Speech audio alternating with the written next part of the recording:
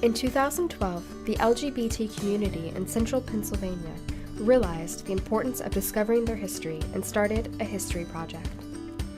This discovery process began with conducting video oral history interviews and collecting artifacts, documents, and photographs that illuminate the history of a community that was created in this largely rural part of Pennsylvania. Our collection is housed at the Dickinson College Archives and Special Collections through a partnership agreement with the LGBT Center of Central PA. In 2014, the History Project won the J. Franklin Jameson Archival Advocacy Award from the Society of American Archivists.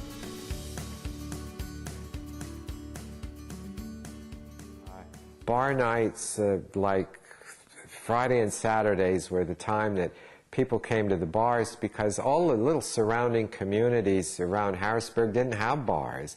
So people came in from out of town. It was a much different time back then. After I turned 21 and got out on my own, I really started to come out. But even then, in those days, the bars and stuff were the only meeting place. There weren't organizations. And of course, at those days, you didn't just barge right into the bar. You snuck in the back door or the side door of the establishments that were around, and we even dressed differently. On a Friday or Saturday night when we went out, you wore a dress shirt, sometimes with or without a tie, with or without a jacket or a sweater. But we dressed. We didn't go looking like we just went there with no thought put into it. Because that was just required of you. And the thing I remember most about it, of course, dancing was totally out of the question. Not even think about it. And I was in the one bar one time, and I was just kind of bouncing to the music, and the bartender walked right up to me and said, "If I see you dancing one more time, you're out of here. You're barred from here." And all I was doing was jiggling. Now I think how wonderful it is the kids have the freedom to, they dance. We have dances even for our senior group. We have dances and so forth. We had the Clocks Bar was up here on the corner, and it was it was the only mixed bar. And it was in those days when they would put undercover agents in the bars and try to trick you into touching them or something, and then they would arrest you. Eventually there was a place called Johnny Kobler's, which is behind where the Hilton is, in that alley back there. It's now a garage. And that was gay only on the weekends. And then the Warner Hotel, later decided all they were getting was bums. So the guy that managed the place was from New York, and he realized that he had a gold mine on his hand because there was no lesbian bar either.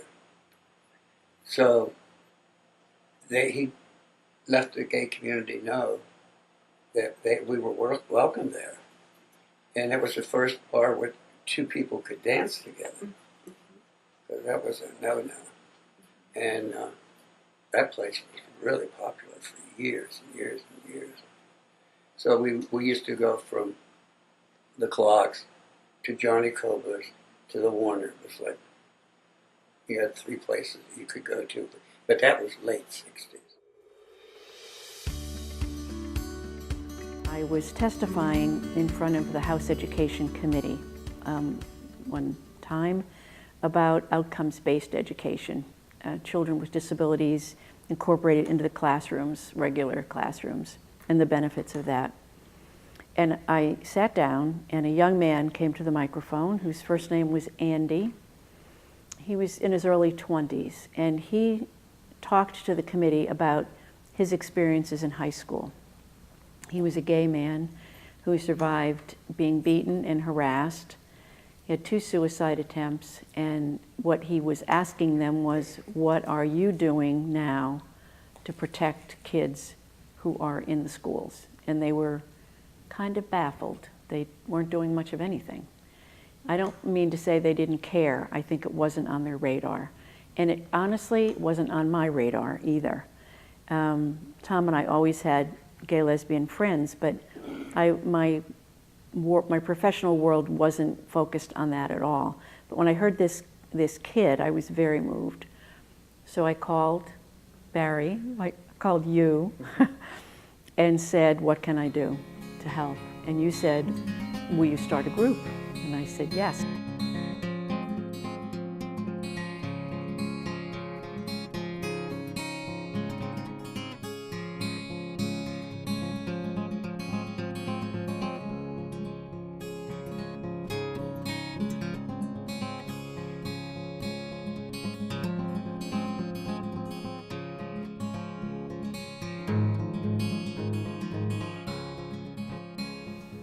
I remember, I have many, many memories, but one young man who came in and he said, this is the third time that I was at the door. And if I didn't make myself come into the room tonight, I was going to go to the Forester Street Bridge and jump in the river. And he came in terrible pain, and he left laughing, and they went to like Friendly's or something, you know, to get ice cream. It was amazing. Because all they needed to do was feel they could be there, and it didn't matter. It was completely unconditional.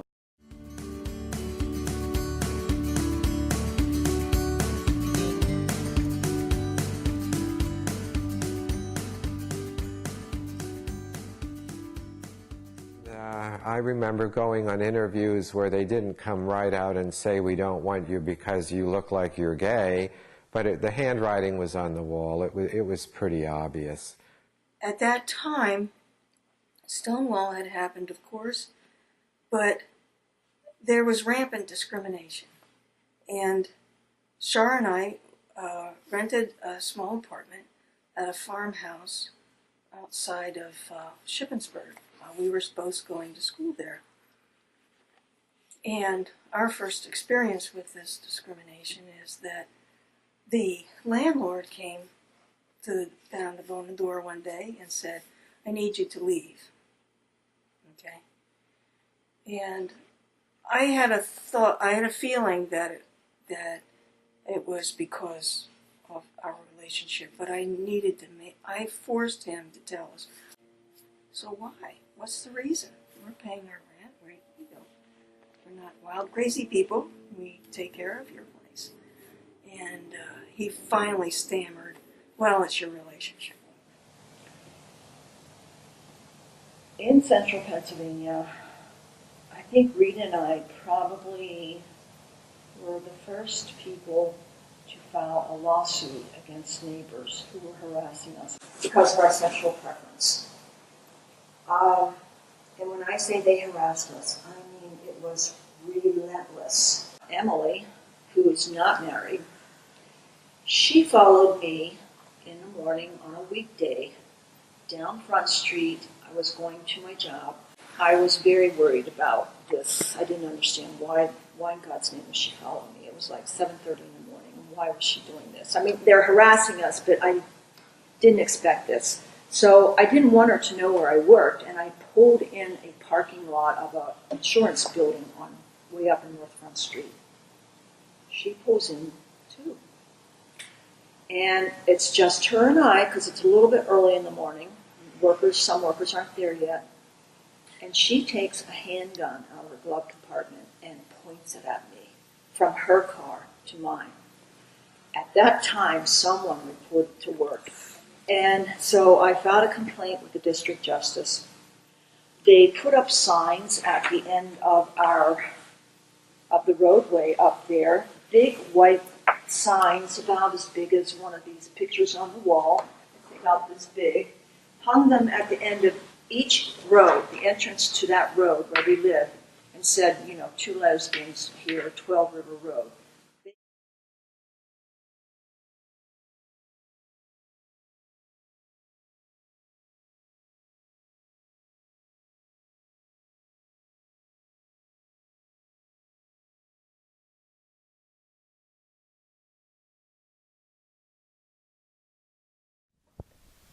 It was, I guess, the summer of '85, and gay bashing was more prevalent. I went out and I spoke to the media that night, and I was petrified, you know, and I don't think anything. I think that was in August, and actually, I don't think anything happened to me at that point in time. Mm-hmm. I mean, we were on every television station.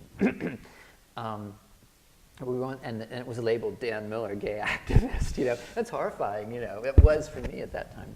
So I was in my office, and Don buzzed me and said, "Oh, could you come over here?" You know, for something, which that wasn't unusual. I mean, we could be talking about, you know, work papers that he was reviewing. We could talk about a client. Anything could have been. And I went into his office, and I don't know what he said. He said something like, "Well, you know what this is about." And I didn't have any idea, you know, because it was 2 weeks after this had all happened. I figured everything was fine. And then he said something like he's going to let me go, and this kind of stuff doesn't necessarily register with you when you're totally surprised by it. And so I don't know what was really going on in my mind, but I obviously wasn't happy. And then it did register. He's firing me, and he says, "Dan, what do you want me to tell the clients?" Now, my interpretation of that was I was embarrassed of being gay, and he understood that I would be embarrassed of being gay, and we were going to make up some story that, something, that would look like, oh, well, Dan decided to, I wanted to leave for health reasons, or whatever he would make up. And that just went over the top, because I wasn't embarrassed about being gay. I mean, I had, gone from this person who was completely ignorant to this completely other type of person. And I was livid. It just lit my fire when he said that. And I said, tell them the truth. I said, tell them you're firing me because I'm gay. And that was it. I got up and I left that room.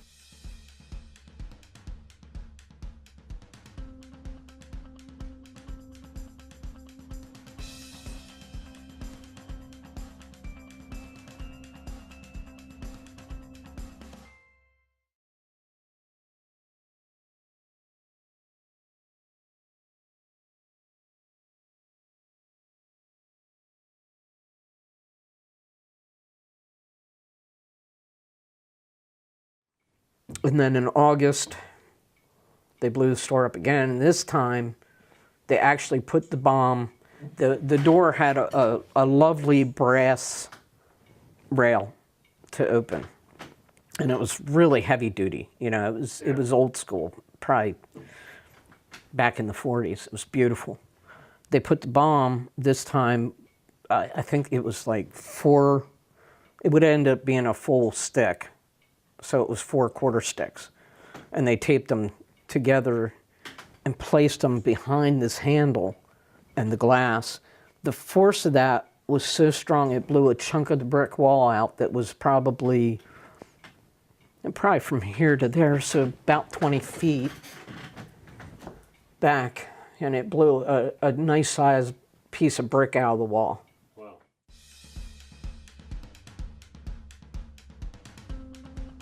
By that time, I had decided I was going to find all these people in the Sunbury, Snyder Union, Northumberland County area that I knew and get them together and see if we couldn't form a group. We got together with other folks to form the Rural Gay Caucus. These were folks from all over the central Pennsylvania area. The Gay Rights Task Force meetings were starting to take place in the governor's office in the Capitol in Harrisburg, and there were no assigned positions.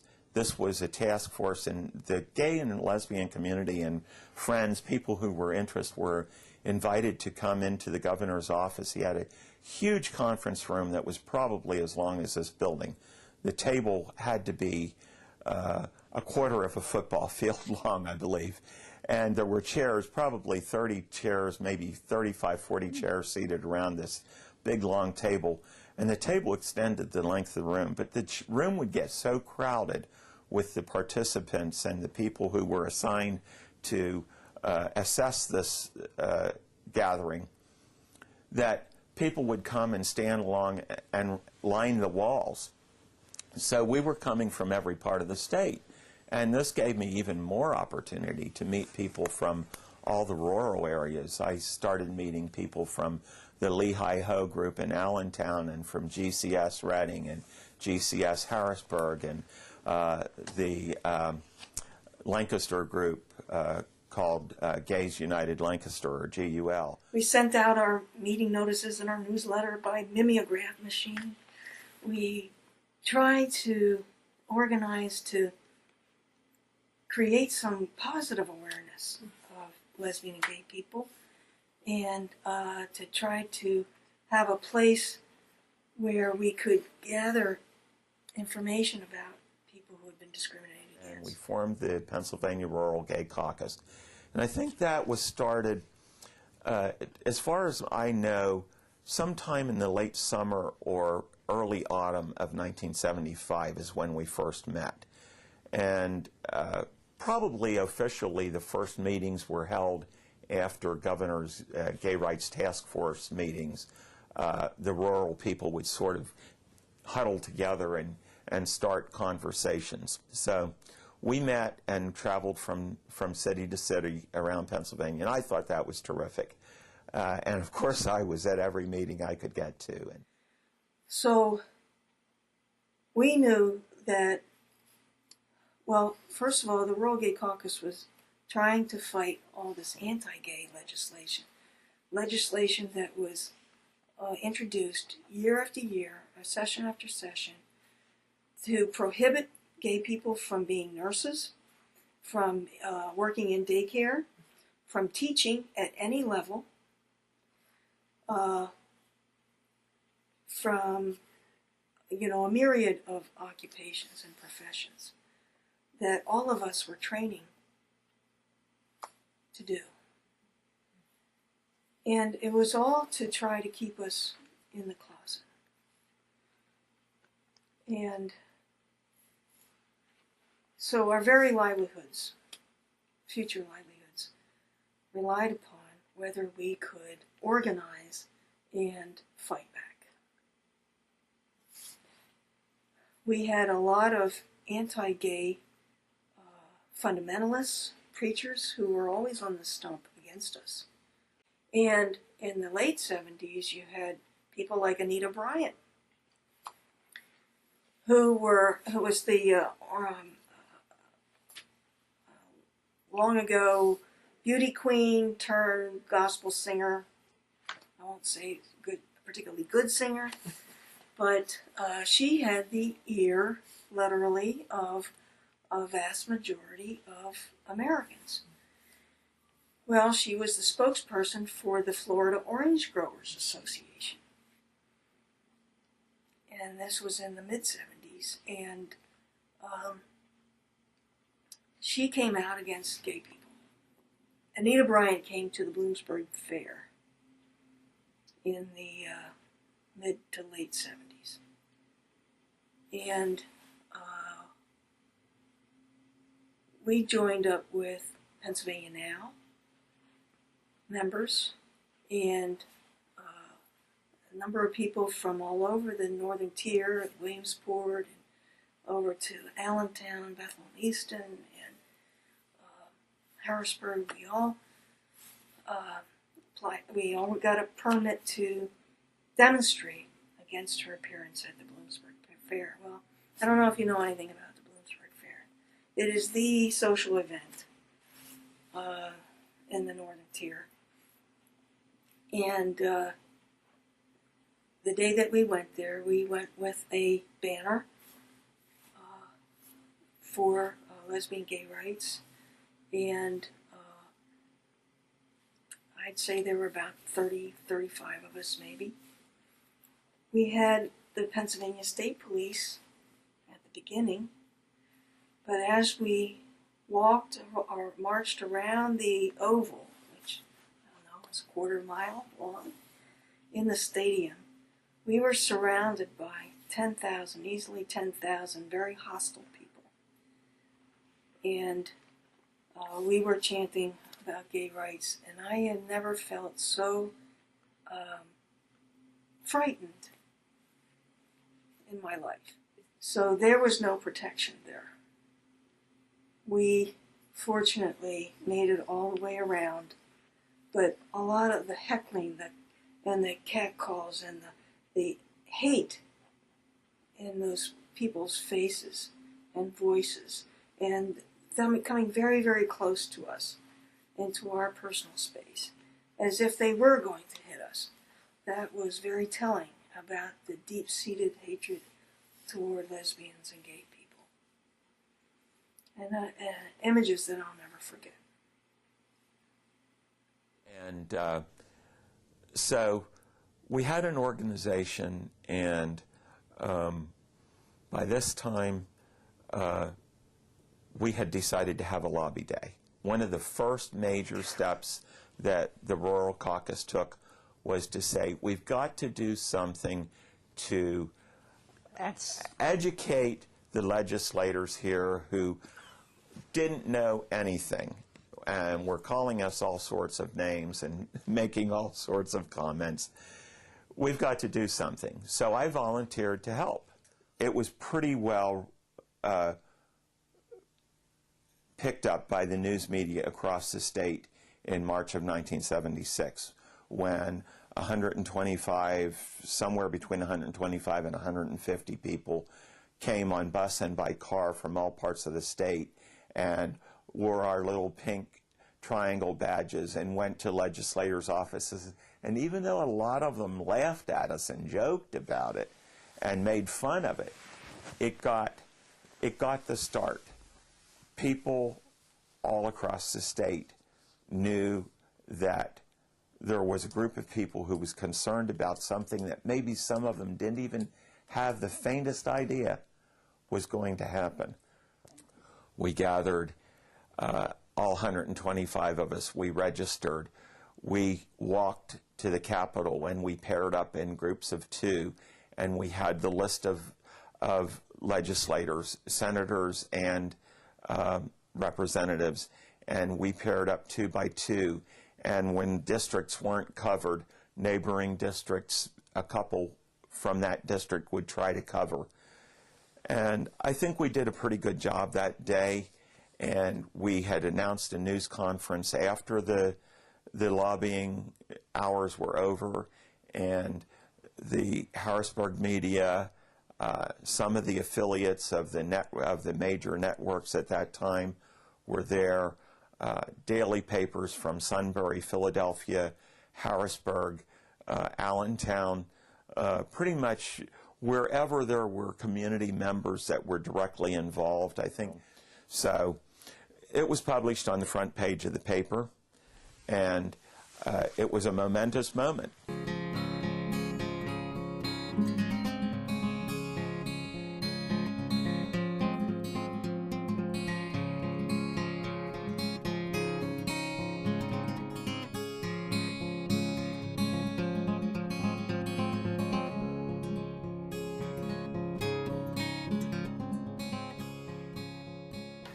So one day I was at my farm, pretty leery and not trusting spirit, and digging around in the dirt under my favorite pine tree, and out came a plastic letter A.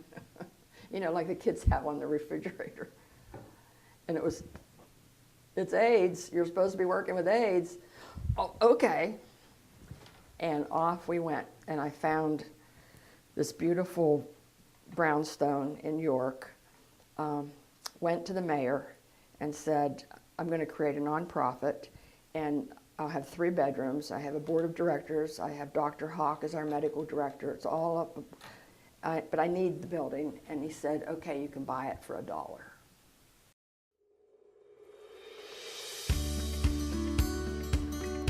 Once again, I was still relatively new here. They weren't one of the first Pride festivals, and they weren't calling them Pride festivals at the time for numerous reasons. It was called the Open Air Festival.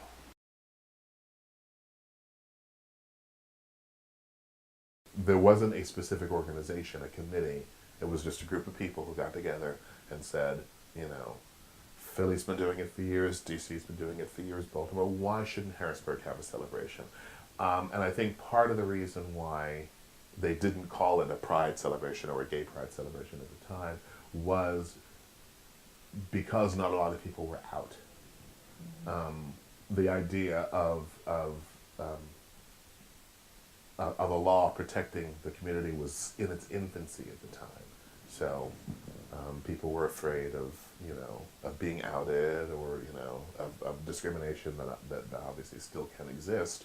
So if you tell your colleagues or, your neighbors or your family that you're going to the open air festival, they're probably not going to question it. Yes, that's where it was held. This was in July of '88, and it was on a Saturday afternoon. When I got there, I could not believe the number of people who were there. It just absolutely blew me away. And of course, I saw a lot of friends that I had been making in the short time that I'd been here. And I was asked to host a gay version of the dating game. The LGBT Center of Central PA History Project has many more stories of LGBT history in Central PA for you to discover through our exhibits, programs, videos, and publications. For more information, or to be added to our email list, contact the project at history@centralpalgbtcenter.org.